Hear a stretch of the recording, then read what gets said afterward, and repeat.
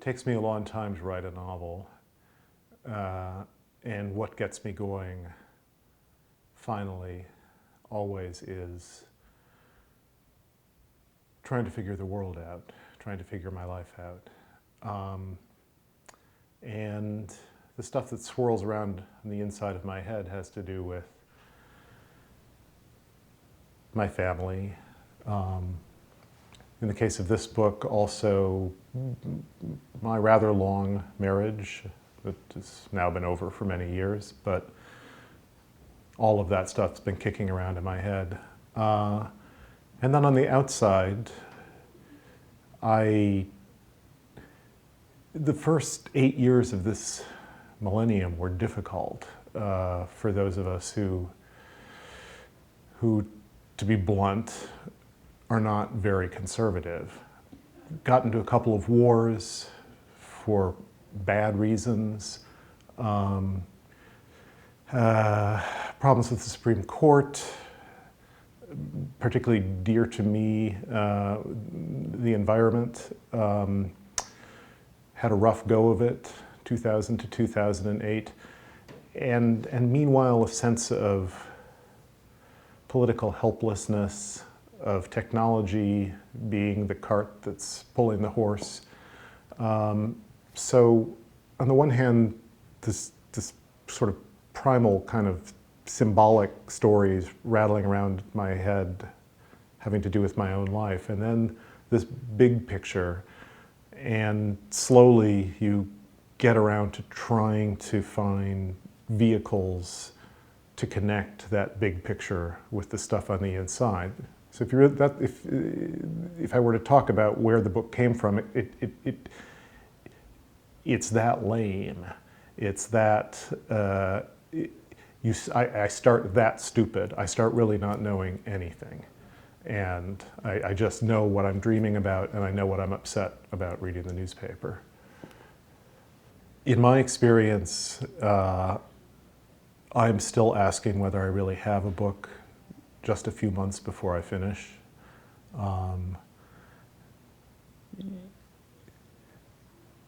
I would worry, actually, if it were not that way. The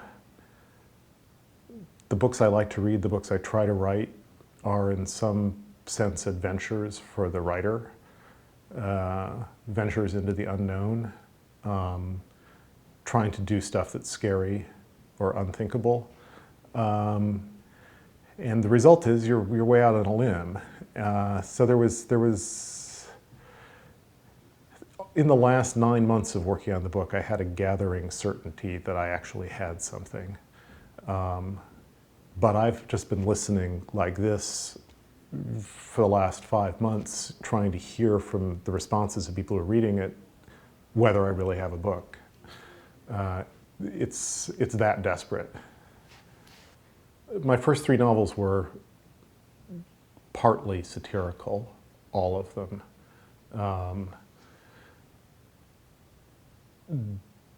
Deliberately comic throughout. The new book, I think it still has some funny things in it, but there is essentially no satire. It's just, it's made up stories coming out of the scariest parts of myself. And to me, that was a risk. You're very well defended when you're making fun of stuff. You feel smart. If you're making fun of the culture, if you're satirizing it, you're the smart one, and the culture is the stupid one. When you let go of that, you run the risk of being the stupid one yourself. So that to me is the most striking difference between this and the earlier books.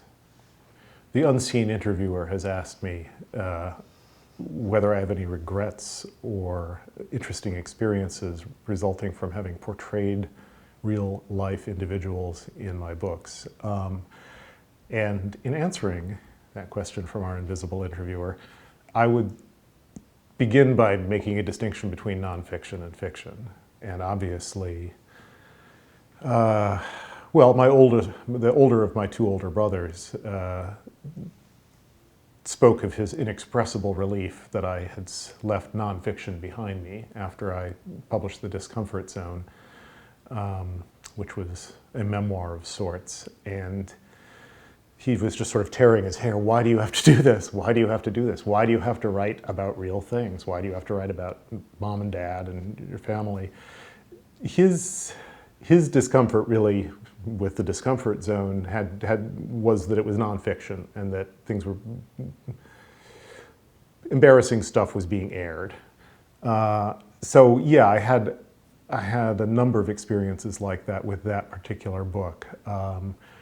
Had a letter from the mother of a classmate of mine who was killed when I was in 5th grade. Lovely kid, lovely mother, very, very upset. Not by anything particular I said, but simply that I was talking about her long-lost son and making him part of my story. And there is, I think, especially in nonfiction, but even in fiction, if people recognize themselves or think they recognize themselves, which is a key distinction, it turns out to be very, very important to people that they tell their story, and that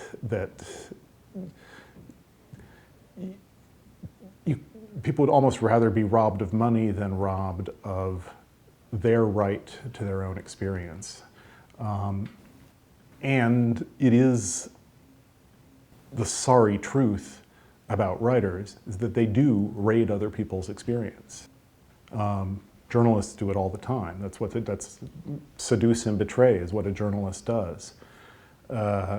Unless you spent your life in a padded cell, if you try to write a memoir, you're going to talk about other people. You're drawing on the stuff, and if you have any sensitivity and any sympathy with other people, you're actually not just drawing kind of the superficial details that you can see, but you're incorporating, you're inventing a story of what was going on with them. And then in fiction, you're doing that all the more so. Fiction, I think, tends to be much safer ground, long-lived fiction, because even if you begin with raw material and end with a book in which people can sort of see little glimpses of themselves in diffracted ways, and sometimes in not so diffracted ways. Certainly my father had a lot of similarities with the main character of my last novel.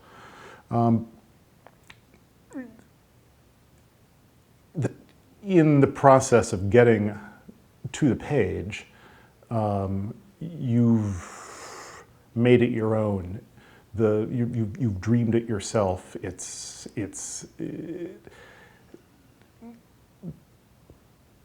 The relation between a fictional character and a real character is very much akin to dream character to real life character. So when, if my mother is suddenly speaking French in a dream, if she could watch my dream, she'd say, oh my God, that's me, but it's not her. It's crucially not her. This woman is speaking French. My mother couldn't speak a word of French.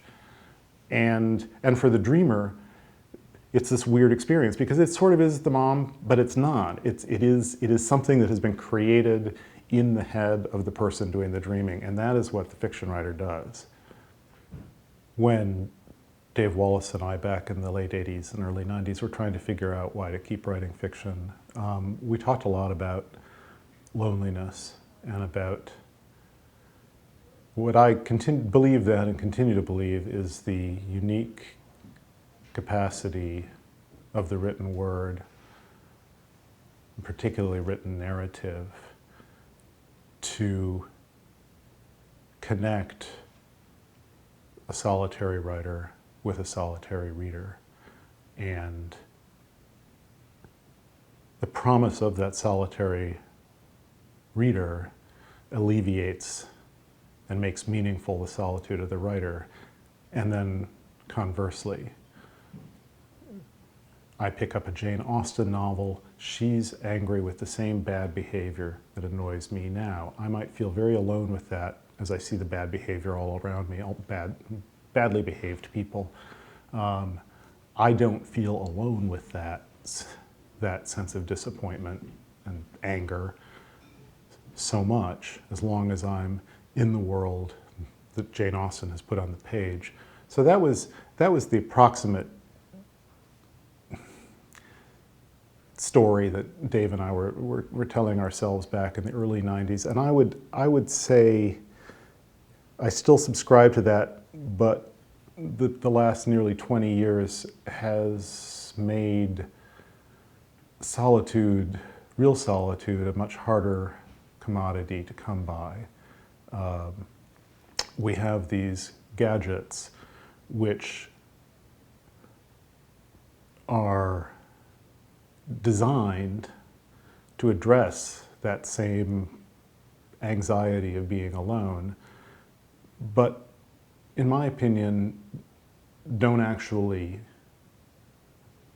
assuage it. They just distract you from it. And there's some part of me that, if I spend all day online, is even lonelier than when I started. Now I've got this kind of gnawing hunger. I want to hit the button again. I want to hit the button again. I want somebody to send me an email. I want somebody to send me another email. I want, and that kind of lever pressing is much more akin to a drug, to some sort of compulsive behavior, than it is to the experience I have when reading Tolstoy. So I think writers, because they need solitude, are preserving some rather endangered concept in the very technological world we live in. And it is our job to create books that are compelling enough to pull a reader out of that crazy beeping world and into a quiet place to have a real experience for 20 hours. And if enough of us can keep doing that, we'll keep the thing going.